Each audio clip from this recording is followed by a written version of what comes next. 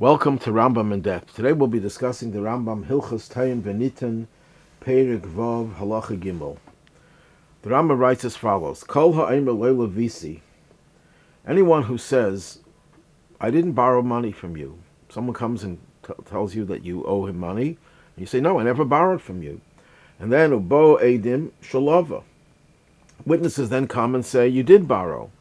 Ka'omer lo parati dam. It's as if you said, "I didn't pay it."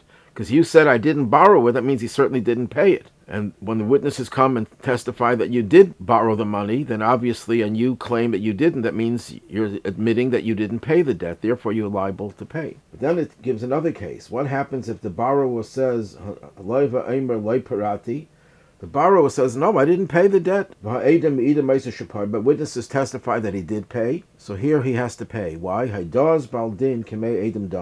There's a general rule in halacha, the Rambam mentions it in many places, that the confession of the person who's being charged, is being demanded to pay, whatever, is like 100 witnesses. So if you admit, if you say, "I owe you the money," even if the witnesses say you don't, you are obligated. So the question is asked by the Radvaz, one of the commentators in the Rambam in Hilchos Sanhedrin, what distinguishes Haidoaz Baldin, admitting that you owe money, where one person, namely the litigant himself, his confession is as good as 100 witnesses?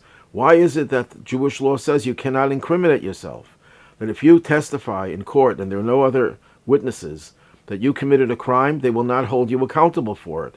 Ein adam mesim atzmei rasha. A person cannot render himself to be a criminal without outside evidence. What's the difference? So the Radvaz, commenting on the Rambam asks the question and answers his own way. The Rambam says the reason why you can't incriminate yourself because we don't trust you. Why don't we trust you? The Rambam gives a psychological answer because there are people who want to harm themselves, who want to kill themselves, but they don't have the courage to do it. So what do? They confess to a capital crime and they get the death penalty. And that's why we don't trust them. Obviously, the question could be asked, how many people are in that category? But that doesn't really refute the Rambam's statement, because the Torah wants to protect life, since in some cases that could be what happens. So as the Rambam writes in another place in Sefer HaMitzvahs, it's important that we even exonerate 1,000 people rather than letting one innocent person be killed.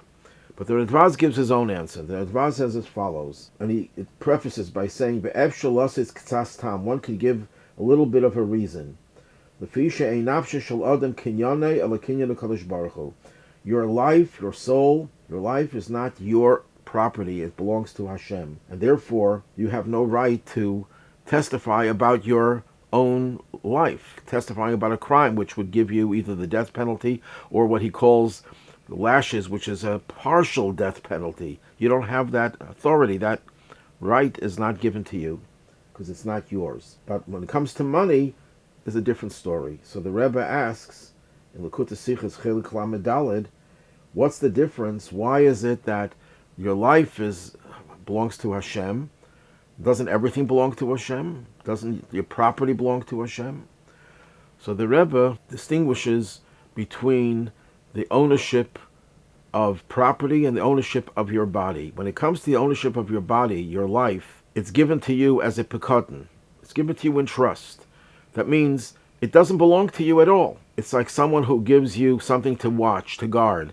You don't own it. It's in your house. Maybe you could use it if the person who gave it to you allows you to use it, but it's certainly not yours. You have no ownership of it at all.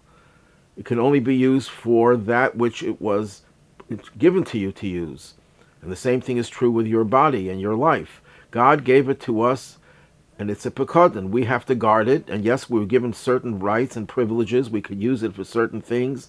We're even allowed to do types of work to earn a living that might be risky, as the Gemara in Bava Metzia says, and the Alter Rebbe rules like that in Shulchan Aruch, that you can even do things that are dangerous. You have certain privileges that you can use your body, the pekadon, but it's, in the final analysis, it's not yours at all. On the other hand, when it comes to money, property, even though God is in general terms, God is the owner of everything, but he gives us the right to own it as well. In other words, it's not a pekadon, it's not something that God entrusts with us. It does belong to us. God gives us that ownership. And the Rebbe brings the proof to that. We know that you can't eat anything without a bracha, because everything belongs to Hashem, and only after the bracha do you have the right to eat it.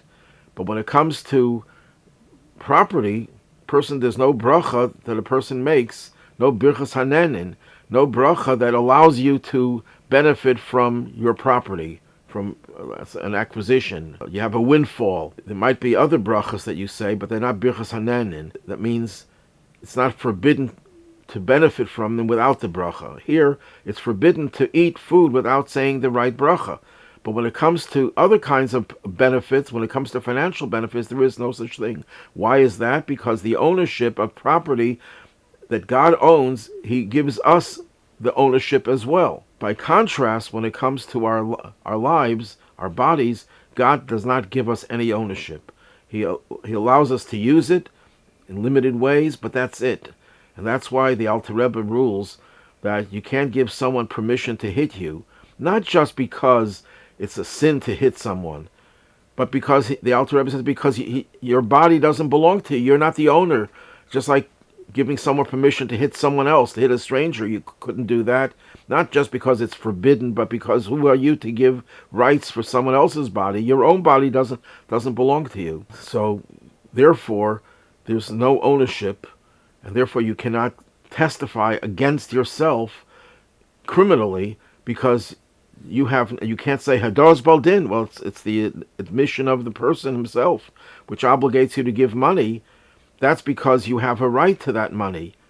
You have a right to obligate yourself to give money, to give away your property, because it's yours. God gives you ownership. But when it comes to your body and your life, you don't have ownership over that at all.